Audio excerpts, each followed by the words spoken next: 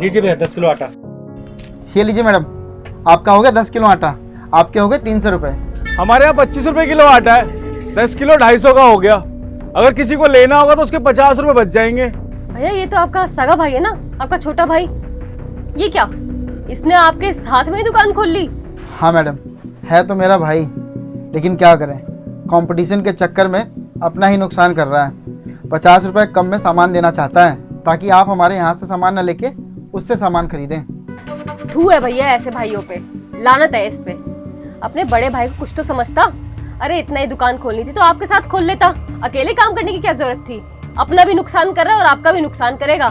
अरे भैया ऐसे भाइयों को तो लात मार के भगाना चाहिए। आप तो पुराने हो इस धंधे में, आपको तो अच्छा तजुर्बा है। ऐसे लोगों का मुंह बंद कर दो आप। देखिए मैडम, तमीज़ से बात करिए, सगा भाई हो मेरा। और रही बात हम दोनों भाइयों की कंपटीशन की, तो मैं बिल्कुल भी नहीं चाहूँगा कि कोई बाहर वाला आके हम दोनों भाइयों के बीच में कुछ भी बोले। और मैडम, सगे भाइयों में कोई कंपटीशन थोड़ी नहीं होता है। मेरा भाई थोड़ा सा बहक गया है, इसलिए वो ऐसी ऐसी बातें कर रहा है। वरना ना एक टाइम था जब मुझसे बिना पूछे वो कोई काम भी नहीं करा करता था, लेकिन न जाने अब उसे क्या हो गया है कि मेरी बात नहीं सुनता। और तो और मेरे सामने ही उसने अपनी दुकान खोल ली है। कंपटीशन के चक्कर में ना वो ये चाहता कि मेरे दुकान के सारे ग्राहक उसके पास चले जाएं। मैडम, इस काम का इतना तजुर्बा है ना कि एक बार अगर कोई ग्राहक मेरी दुकान पे आ जाए तो मैं उसे वापस नहीं जाने दूंगा। लेकिन उसे नहीं पता कि वो इस कंपटीशन के चक्कर में अपना ही नुकसान कर रहा है। और एक बात और मैडम, वो मेरा भाई है, इसलिए मैं कुछ भी नहीं कहता, लेकिन इसका मतलब ये नहीं कि कोई तीसरा आके मुझे ज्ञान देगा। देखिए भैया, हम तो कस्टमर है, कस्टमर को जहाँ फायदा मिलेगा वहीं तो जाएगा ना।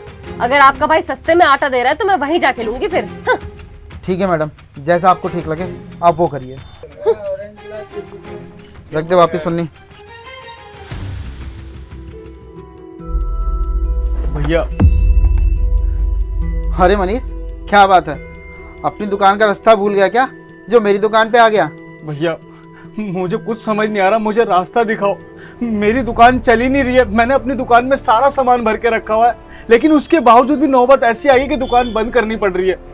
मुझे कुछ भी समझ नहीं आ रहा है। अरे ग्राहक भी मेरी दुकान पे आते हैं, सामान भी लेके जाते हैं, लेकिन वो पैसा कहाँ जा रहा है मेरी समझ में ही नहीं आ रहा है। भैया मैं अपनी दुकान जितनी ऊंची उठाना चाह रहा हूँ ना, वो उतनी नीचे गिरती जा रही है। भैया मैं ना बहुत परेशान हूँ, आप मेरी मदद करिए ना।